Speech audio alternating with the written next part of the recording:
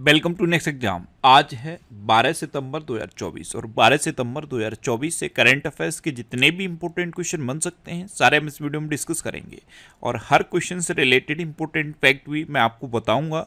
तो आप पूरा वीडियो बहुत ध्यान से देखिए। लास्ट में मैं आपसे क्वेश्चन पूछूंगा, उसका आंसर आपको कमेंट बॉक्स में बताना है। आज की इस वीडियो की पीडीएफ फाइल आप इस वीडियो के डिस्कशन में डाउनलोड कर सकते हैं। पीडीएफ आप हमारे टेलीग्राम ग्रुप से भी डाउनलोड कर सकते हैं। टेलीग्राम ग्रुप पर आपको सारी पीडीएफ एक साथ मिल जाएंगी और टेलीग्राम ग्रुप का लिंक मैंने इस वीडियो के डिस्क्रिप्शन में दे दिया है, तो आप उस लिंक पर क्लिक करके टेलीग्राम ग्रुप ज्वाइन कर सकते हैं। तो चलिए स्टार्ट करते हैं। पहला क्वेश्चन है, राष्ट्रीय वन शहीद दिवस कब मनाया गया है? तो अभी 11 सितंबर को राष्ट्रीय वन शहीद दिवस मनाया गया। तो इस क्वेश्चन का बे ऑप्शन सही है। भारत में हर साल 11 सितंबर को ये राष्ट्रीय वन शहीद दिवस मनाया जाता है। ये दिन उन बहादुर वन कर्मियों और पर्यावरण संरक्षकों की याद में मनाया जाता है जिन्होंने वन और वन्य जीवों की रक्षा में अपने प्राणों तक को कुर्बान कर दिया। तो ऐसे लोगों को याद करने के लिए ये मनाया जाता है और वन संरक्षण के बारे में जागरूकता बढ़ाना इसका मेन पर्पज है। तो ये ध्यान रखना, भारत में 11 सितंबर को राष्ट्रीय वन शहीद दिवस मनाया जाता है। अच्छा, सितंबर में अभी तक इतने इंपोर्टेंट मनाए गए, एक बार मैं आपको रिवाइज कराता हूँ। 1 सितंबर को इंडिया पोस्ट पेमेंट बैंक का 7वां स्थापना दिवस मनाया गया। 2 सितंबर को विश्व नारियल दिवस मनाया गया। 3 सितंबर को गगनचुंबी इमारत दिवस मनाया गया।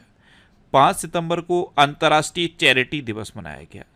6 सितंबर को राष्ट्रीय पुस्तक वाचन दिवस मनाया गया।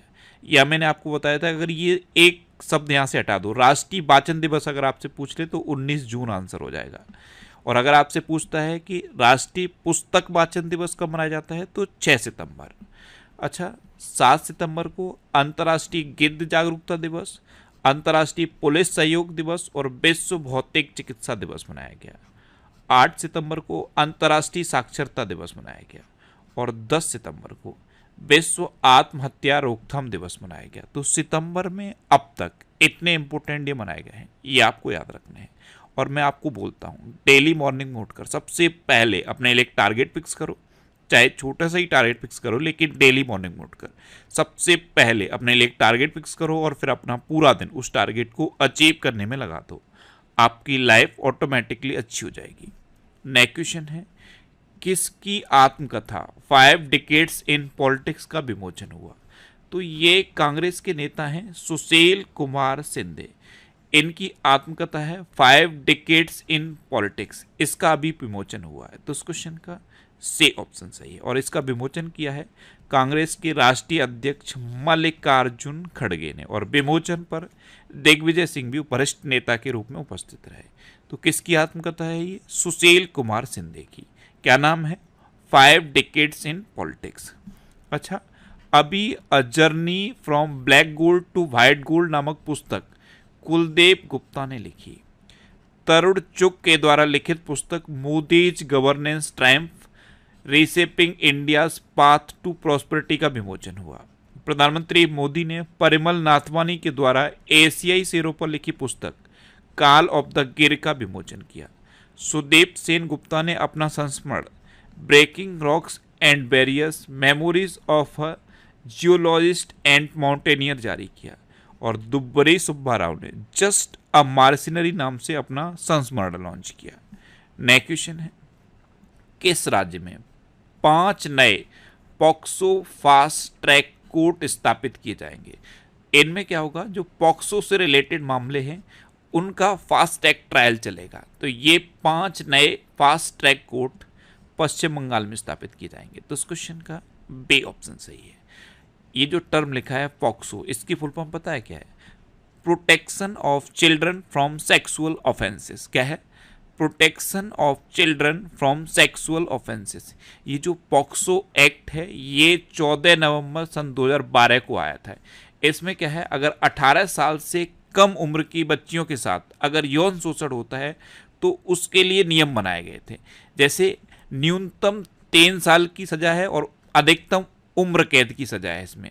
और अगर कोई व्यक्ति 12 साल से कम उम्र की बालिका के साथ दुष्कर्म करता है तो उसे मौत की सजा हो सकती है। और इस कानून के तहत नाबालिग बच्चे के साथ यौन शोषण जैसे अपराध करने वाले को जमानत नहीं दी जा सकती। ये इसमें कुछ प्रावधान किए हैं पॉक्सो एक्ट में। तो ये याद रखना कि पॉक्सो एक्ट कब आया था, 14 नवंबर 2012 को।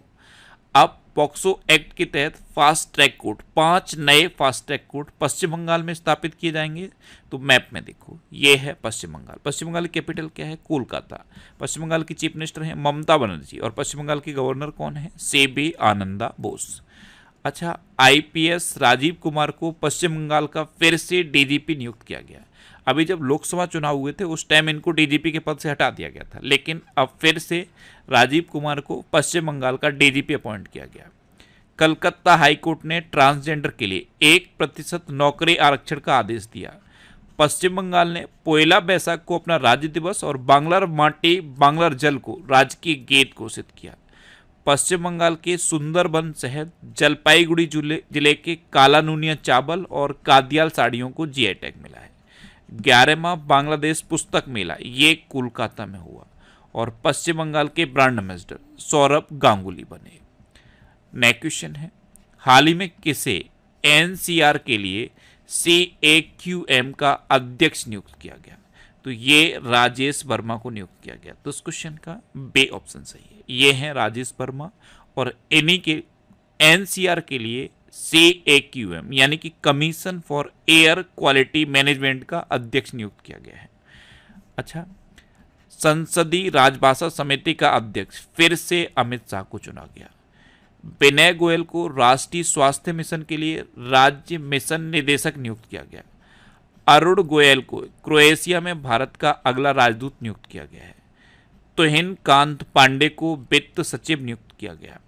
बीसीसीआई ने अजय रात्रा को पुरुष क्रिकेट टीम का चयनकर्ता नियुक्त किया। फिलिप्स ने भारतीय उप महाद्वीप बाजार हेतु भरत शेष को अपना प्रबंध निदेशक नियुक्त किया और उत्तर प्रदेश महिला आयोग का अध्यक्ष बबीता चौहान को नियुक्त किया गया है। नेक्स्ट क्वेश्चन है, हाल ही में 2024 के सर्वश्रेष्ठ देशों की रैंकिंग में कौन शीर्ष पर रहा? तो एक US news and world report जारी हुई है। इसने 2024 के सर्वश्रेष्ठ देशों की रैंकिंग जारी की है। इसमें फिर से स्विट्जरलैंड टॉप पर रहा है। तो इस क्वेश्चन का सी ऑप्शन सही है। स्विट्जरलैंड फर्स्ट पे है, जापान सेकंड पे है और यूनाइटेड स्टेट थर्ड पे है। तो ये टॉप 3 आपको याद रखने हैं। अब स्विट्जरलैंड टॉप पे है तो मैप में आपने कभी ध्यान से स्विट्जरलैंड को देखा है?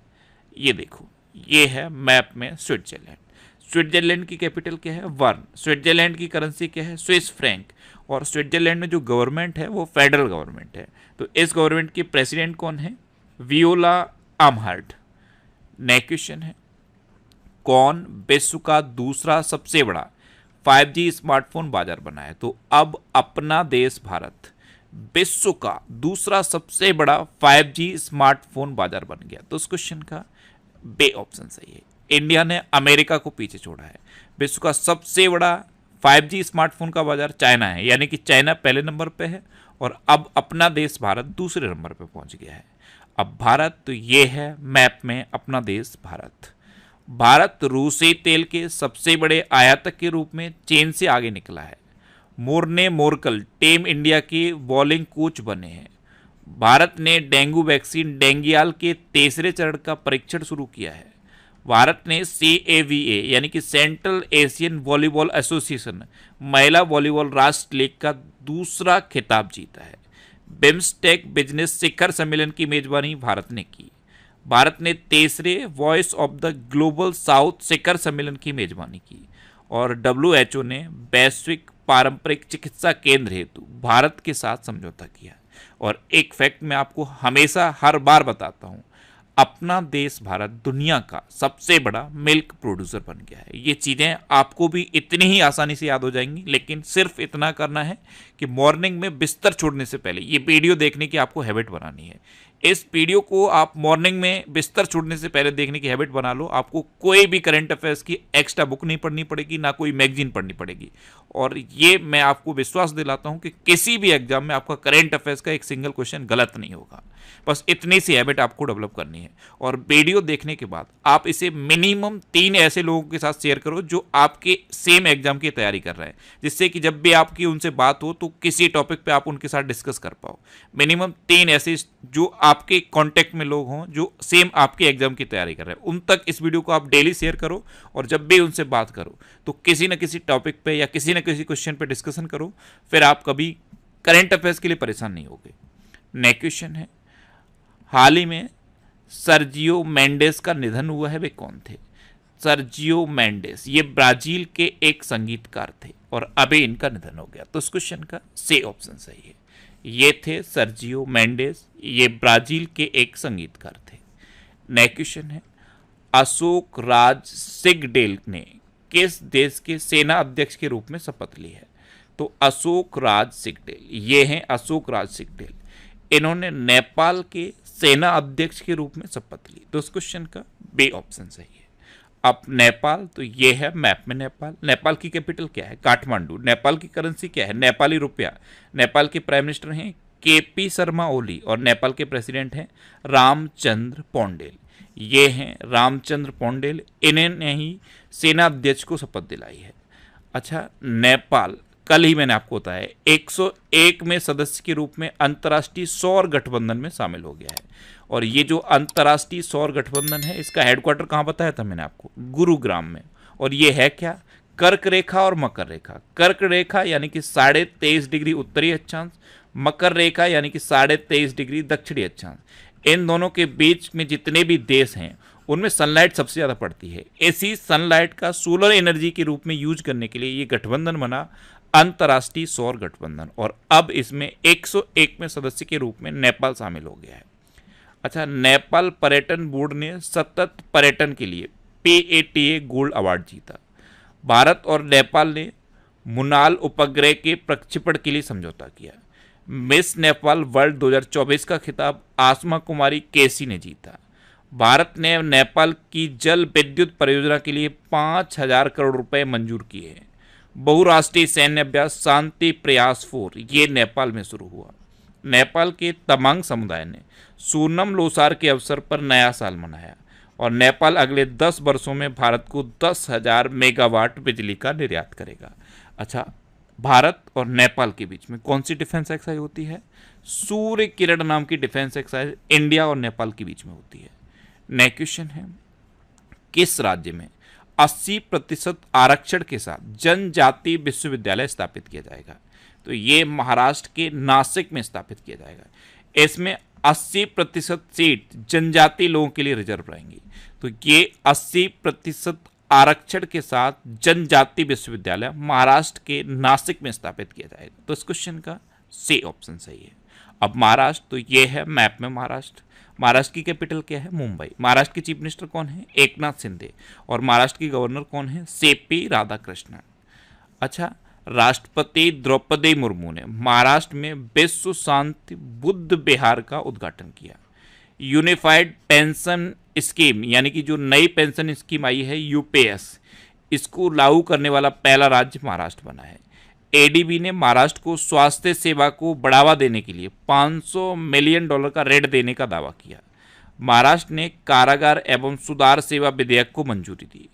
छत्रपति शिवाजी महाराज का हथियार बाघ नख ये लंदन से मुंबई लाया गया। महाराष्ट्र सरकार ने मुख्यमंत्री युवा कार्य प्रशिक्षण योजना शुरू की और महारेरा के अध्यक्ष के रूप में मनोज सोनिक को नियुक्त किया गया। अच्छा, महाराष्ट्र में उजानी बांध है, जायकवाड़ी बांध है, कोयना बांध है, नावेगांव, नागजीरा, सह्याद्री, मेलघाट, तड़ोबा और अंधेरी बोर टाइगर रिजर्व है। नेक्स्ट क्वेश्चन है, संयुक्त राष्ट्र महासभा का 79वां सत्र कहाँ शुरू हुआ है? तो ये न्यूयॉर्क में शुरू हुआ। तो इस क्वेश्चन का बी ऑप्शन सही है। और इसमें भारत की तरफ से हमारे विदेश मंत्री S जयशंकर ने पार्टिसिपेट किया है। नेक्स्ट क्वेश्चन है, किसने सिंगापुर साहित्य पुरस्कार जीता? तो ये प्रशांति राम ने जीता। तो इस क्वेश्चन का सी ऑप्शन सही है। प्रशांति राम। इनकी एक लघु कथा है 9 यार्ड साड़ीज। ये इन्होंने 2023 के लास्ट में लिखी थी और इसी की वजह से इनको सिंगापुर साहित्य पुरस्कार मिला है। ये हैं प्रशांति राम और ये इनकी लघु कथा है, इसी की वजह से इनको सिंगापुर साहित्य पुरस्कार मिला है। अच्छा, पेरिस के ग्रेबिन म्यूजियम ने भारतीय अभिनेता शाहरुख खान के सम्मान में गोल्डन कॉइन जारी किया। राहाब अल्लाना को फ्रांसीसी सरकार द्वारा सम्मानित किया गया। आईओसी द्वारा अंतर्राष्ट्रीय ओलंपिक ऑर्डर पुरस्कार से अभिनव बिंद्रा को सम्मानित किया गया। रिगोवर्टा मेनचुतुम ने गांधी मंडेला पुरस्कार जीता। ओमन चांडी लोक सेवक पुरस्कार से राहुल गांधी को सम्मानित किया जाएगा। सुदर्शन पटनायक ने इंटरनेशनल सैंड स्कल्पचर चैंपियनशिप में स्वर्ण पदक जीता। शिव शंकरी को डॉक्टर सी नारायण रेड्डी साहित्य पुरस्कार मिला है और के चोकलिंगम को प्रतिष्ठित हंस वॉन हेंटिंग पुरस्कार से सम्मानित किया गया। नेक्स्ट क्वेश्चन है, भारत और किस देश ने ऐतिहासिक असैन्य परमाणु ऊर्जा समझौते पर हस्ताक्षर किए? तो आपको पता है अभी अबू धाबी के प्रिंस भारत आए थे और तभी अपने देश भारत और यूएई ने ऐतिहासिक असैन्य परमाणु समझौते पर हस्ताक्षर किए। तो इस क्वेश्चन का ए ऑप्शन सही है। अबू धाबी के अभी किंग आए थे इंडिया, उसी टाइम भारत और यूएई के बीच ये समझौता हुआ है। अब यूएई तो ये है मैप में यूएई। यूएई कैपिटल क्या है? Abu Dhabi. यूएई करेंसी क्या है? यूएई दिरहम। और यूएई के प्रेसिडेंट कौन है? मोहम्मद बिन ज़याद अल नह्यान। अच्छा, 24 में मदर टेरेसा अंतर्राष्ट्रीय पुरस्कार दुबई में आयोजित किए गए। महिला T20 विश्व कप बांग्लादेश से यूएई में स्थानांतरित हुआ। यूएई ने विश्व के पहले 3D प्रिंटेड एब्रा का परीक्षण अभियान शुरू किया। संयुक्त अरब अमीरात यानी कि यूएई की राजधानी अबू धाबी में एक सड़क का नाम भारतीय मूल के 84 वर्षीय डॉक्टर जॉर्ज मैथ्यूज के नाम पर रखा गया। भारत और यूएई ने नौसेना प्रशिक्षण सहयोग बढ़ाया और भारत और यूएई ने स्थानीय मुद्रा निपटान प्रणाली शुरू की है। नेक्स्ट क्वेश्चन है, हाल ही में 45वां फिडे शतरंज ओलंपियाड कहाँ शुरू हुआ है? तो ये हंगरी की कैपिटल बुडापेस्ट में शुरू हुआ। कहाँ पे? हंगरी की कैपिटल बुडापेस्ट में 45वां फिडे शतरंज ओलंपियाड शुरू हुआ है। तो इस क्वेश्चन का बी ऑप्शन सही है। अब हंगरी, तो मैप में देखो ये है हंगरी। हंगरी की कैपिटल क्या है? बुडापेस्ट। हंगरी की करेंसी क्या है? हंगेरियन फॉरेंट। और हंगरी के प्रेसिडेंट कौन है? तमासुल्योक। कौन है? तमासुल्योक। नेक्स्ट क्वेश्चन है, किसने अतिथि अभिनेत्री के लिए क्रिएटिव आर्ट्स एमी पुरस्कार जीता? तो ये जेमी ली कार्टिस ने जीता। तो इस क्वेश्चन का सी ऑप्शन सही है। ये हैं जेमी ली कार्टिस। इन्होंने अतिथि अभिनेत्री के लिए क्रिएटिव आर्ट्स एमी पुरस्कार जीता है। नेक्स्ट क्वेश्चन है, किस देश ने अपना सबसे बड़ा नौसैनिक अभ्यास ओसिन 2024 शुरू किया है? तो अभी रूस ने अपना सबसे बड़ा नौसैनिक अभ्यास ओसिन 2024 शुरू किया। इसमें देश के सभी 5 बेड़े शामिल हुए हैं। तो इस क्वेश्चन का बे ऑप्शन सही है। अब रूस, तो ये है मैप में रूस। रूस की कैपिटल क्या है? मॉस्को। रूस की करेंसी क्या है? Russian rouble. और रूस के प्रेजेंट टाइम पे प्रेसिडेंट कौन है? Vladimir Putin. अच्छा, प्रधानमंत्री नरेंद्र मोदी को रूस का सर्वोच्च नागरिक सम्मान the order of Saint Andrews the apostle प्रदान किया गया। रूस के उपग्रह के टूटने से इंटरनेशनल स्पेस स्टेशन और अंतरिक्ष यात्रा को खतरा बढ़ा है। रूस भारत का शीर्ष तेल आपूर्तिकर्ता बना है। ब्रिक्स गेम्स 2024 का आयोजन रूस में किया गया। रूस के राष्ट्रपति 24 साल के बाद अभी नॉर्थ कोरिया गए थे। रूस तालिबान को आतंकवादी सूची से हटाएगा। और रूस के एक अंतरिक्ष यात्री हैं ओलेग कोनोनेंको।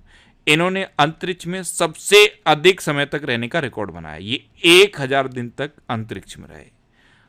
अब लास्ट वीडियो के क्वेश्चन का आंसर। लास्ट वीडियो मैंने आपसे क्वेश्चन पूछा था कि केंद्रीय पर्यावरण मंत्रालय के स्वच्छ वायु सर्वेक्षण 2024 में कौन सा शहर शीर्ष पर रहा? तो सूरत टॉप पर रहा। तो इस क्वेश्चन का बे ऑप्शन सही था और लगभग सभी स्टूडेंट ने इसका आंसर सही दिया। मोस्टली स्टूडेंट ने इसके बारे में डिटेल में लिखा। मैं आपको एक बार फिर बोलूँगा, क्वेश्चन के बारे में आपको जितना ज़्यादा से ज़्यादा पता हो आप लिखा करो, क्योंकि जो चीज़ें आप लिख देते हो फिर उन्हें आप कभी नहीं भूलते। लिखने से इतनी अच्छे से चीज़ें याद होती हैं कि आप सोच नहीं सकते। इसलिए जो भी क्वेश्चन के बारे में जितना भी फैक्ट आपको याद है आप लिख दो, फिर आप उनको कभी भूलोगे नहीं।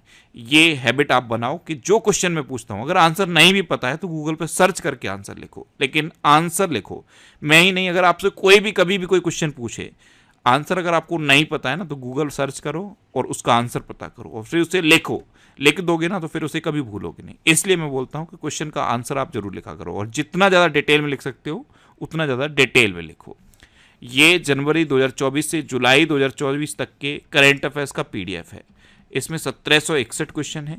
इस पीडीएफ को मैंने खुद बनाया है। इसको आप हमारे टेलीग्राम चैनल से डाउनलोड कर सकते हो।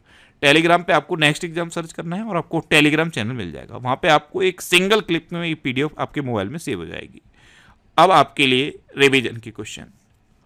अभी रणधीर सिंह एशियाई ओलंपिक परिषद के पहले भारतीय अध्यक्ष बने। मिशेल वार्नियर को फ्रांस का प्रधानमंत्री नियुक्त किया गया। भारत दुनिया में सबसे बड़ा प्लास्टिक प्रदूषक बनकर उभरा है। भारत की दूसरी परमाणु पनडुब्बी आईएनएस अरिहंत को विशाखापट्टनम में भारतीय नौसेना में शामिल किया गया। 7 सितंबर को ब्राजील का स्वतंत्रता दिवस मनाया गया। श्रीलंका ने भारत सहित 35 देशों को वीजा मुक्त प्रवेश की अनुमति दी। अच्छा, अभी एक रिपोर्ट आई है कि पिछले 8 मंथ में, यानी कि जनवरी से लेके अगस्त तक, श्रीलंका का जो पर्यटन का सबसे बड़ा सोर्स है वो भारत बन के उभरा है। अच्छा, सांस्कृतिक उत्सव कसूर रेबाज ये जम्मू कश्मीर में संपन्न हुआ। सत्य प्रकाश सांगवान को पेरिस 2024 पैरालंपिक में सेव डी मिशन नामित किया गया। और पेरिस 2024 पैरालंपिक में सबसे ज़्यादा मेडल किसने जीते हैं? चाइना ने जीते हैं। अच्छा, मनीष कुमार गुप्ता को अरुणाचल प्रदेश का मुख्य सचिव नियुक्त किया गया है। ताहिर जमान को पाकिस्तान की हॉकी टीम का मुख्य कोच नियुक्त किया गया। सुपर टाइफून यागी ने चीन में दैनिक जीवन अस्त व्यस्त किया। चीन, वियतनाम, इन सब एरिया में जो ये यागी तूफान है इसका सबसे ज़्यादा इफेक्ट पड़ा है। एक क्वेश्चन यहाँ से और बन सकता है कि इसका ये जो नाम है यागी, ये नाम किसने दिया है? ये नाम दिया है जापान ने। अच्छा, एरेना सवालेंका ने पहली बार अमेरिकी ओपन का खिताब जीता है। और जैनिक सिनर ने पुरुष एकल खिताब जीता है। हिमाचल प्रदेश सरकार ने मुख्यमंत्री सुख शिक्षा योजना को मंजूरी दी। मध्य प्रदेश सरकार ने वृंदावन ग्राम योजना और गीता भवन परियोजना का अनावरण किया। हुरून इंडिया रिच लिस्ट के अनुसार अरबपतियों की संख्या के मामले में न्यूयॉर्क टॉप पर रहा। बीपीसीएल ने बिहार में ड्रोन आधारित वन रोपण परियोजना शुरू की। आईआईटी गुवाहाटी ने विमान शिक्षा को बढ़ावा देने के लिए एयरबस के साथ साझेदारी की। और आईआईटी से रिलेटेड एक क्वेश्चन और याद रखो, आईआईटी दिल्ली का भी एक नया कैंपस खोला है। कहाँ खोला है? अबू धाबी में। उत्तर प्रदेश के मुख्यमंत्री ने लखनऊ में सशस्त्र बल उत्सव का उद्घाटन किया। और अभी ग्रेटर नोएडा में सेमिकॉन इंडिया का उद्घाटन प्रधानमंत्री मोदी ने किया है। पश्चिम बंगाल विधानसभा में एंटी रेप बिल पास हुआ। अब आपके लिए आज का क्वेश्चन है, कौन 101 में सदस्य के रूप में अंतर्राष्ट्रीय सौर गठबंधन में शामिल हुआ? आज भी इसी वीडियो में मैंने आपको बताया है, 4 ऑप्शन दिए गए हैं, इनमें से आपको अपना आंसर बताना है। और इसके अलावा हम हमारे फेसबुक पेज पर previous year question daily post करते हैं, तो आप फेसबुक पर नेक्स्ट एग्जाम सर्च करके हमारा फेसबुक पेज ज्वाइन कर सकते हैं, क्योंकि प्रीवियस ईयर क्वेश्चन आपको बहुत हेल्प करते हैं। अगर आपको किसी क्वेश्चन में कोई डाउट होता है या आपको अपने करियर से रिलेटेड भी कोई प्रॉब्लम है, तो आप इंस्टाग्राम, फेसबुक और एक्स पर इंद्रेश आरसी सर्च करके आप मेरे साथ जुड़ सकते हैं और कोई भी डाउट, कोई भी confusion without any hesitation discuss कर सकते हैं। तो ये था आज का हमारा करंट अफेयर्स का वीडियो। आपको ये वीडियो कैसा लगा प्लीज़ कमेंट बॉक्स में जरूर बताना। और अगर अभी तक भी आपने हमारे इस चैनल को सब्सक्राइब नहीं किया है तो इसे आप सब्सक्राइब कर लीजिए। आपको इस चैनल से निश्चित ही मदद मिलेगी। जब भी आपसे सब्सक्राइब करेंगे तो बराबर में एक बेल आइकन बन के आएगा, आप उस बेल आइकन पर जरूर क्लिक कर लें, जिससे कि आपको डेली मॉर्निंग में करंट अफेयर्स की वीडियो मिलती रहे। Next exam always with you. Thanks for watching.